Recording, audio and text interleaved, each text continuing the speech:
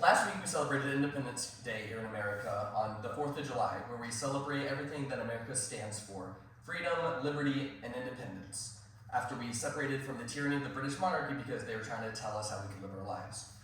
However, the United States has started to implement some laws that restrict these liberties in ways that other countries do not. In one such way, we have one of the most strict drinking ages, legal drinking ages in the world, at 21 years old versus most countries being at 18 years or younger, mostly. In this speech, I'm going to be going over the history of the legal drinking age in America, as well as why I believe it should be lowered and how we can bring that about.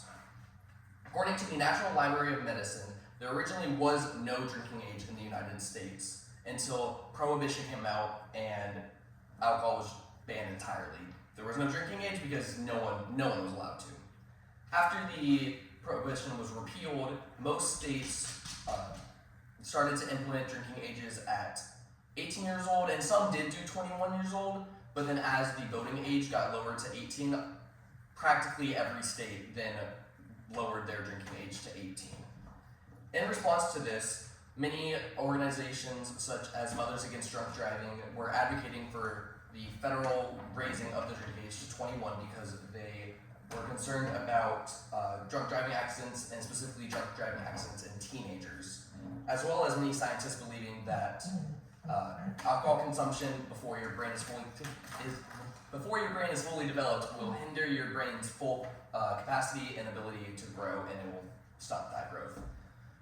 Under Reagan, the Uniform Drinking Age Act was implemented, which required all U.S. states to raise their drinking age or risk losing out on 10% of federal highway funding. After that, but within 10 years of that being passed, every state in the United States raised their drinking age to 21.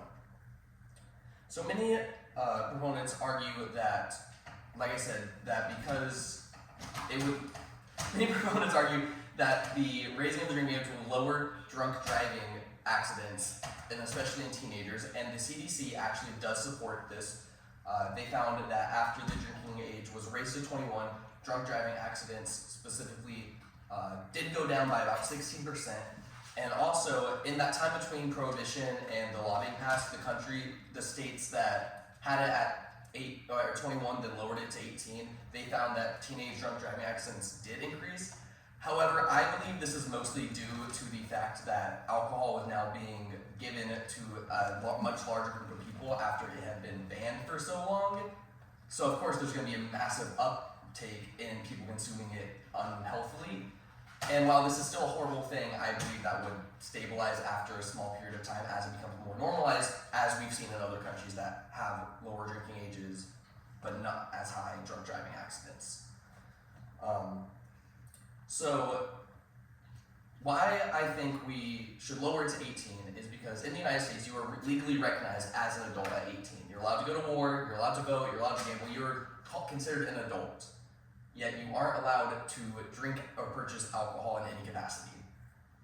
It just doesn't fit with, you're an adult, but we're telling you what you can and can't do, which is what we left Britain for. As well as, it's an activity that mostly only harms yourself. You're not going to be harming other people, with the exception of, yes, drunk driving accidents and all of that. However, we would still have restrictions on driving under the influence of alcohol and anything that you do while intoxicated, you're still held accountable for. But the drinking itself is only harming yourself, and I don't believe that the government should be telling people that they can't do something that only harms themselves, mostly. One article from Boston.com claims that the drinking age being at 21 creates a taboo feeling around alcohol, which then in turn causes an increase in teenage drinking, because teenagers, knowing that it is taboo and knowing that they aren't allowed to have it, are more likely, they want to do it because they're not allowed to do it. As well as, according to CNN, the United States is one of only 12 countries that has a drinking age of 21 or higher, and is the only country in the Western world to have a drinking age this high.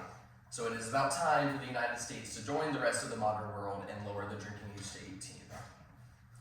So this is a unique issue in America because it is both a state-by-state issue and a federal issue.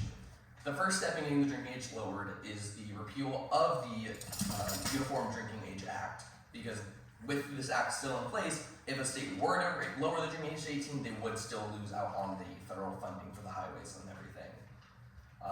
Once you're able to get that repealed, which that is, then you're gonna have to contact your state legislatures and governors to get it then lowered in your state. So you should go out and contact your congressman, contact your legislators, your governors, tell them what you want to see changed, tell them that you support this, and also make sure to vote in people who support this.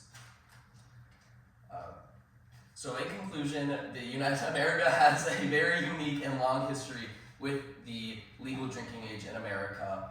And while there are good arguments on both sides of the issue, I believe fundamentally it comes down to the fact that you are an adult and 18 of this country, and as a country that stands for liberty and freedoms for all of its citizens, we are among the most restrictive in the world, and it is time for us to catch up.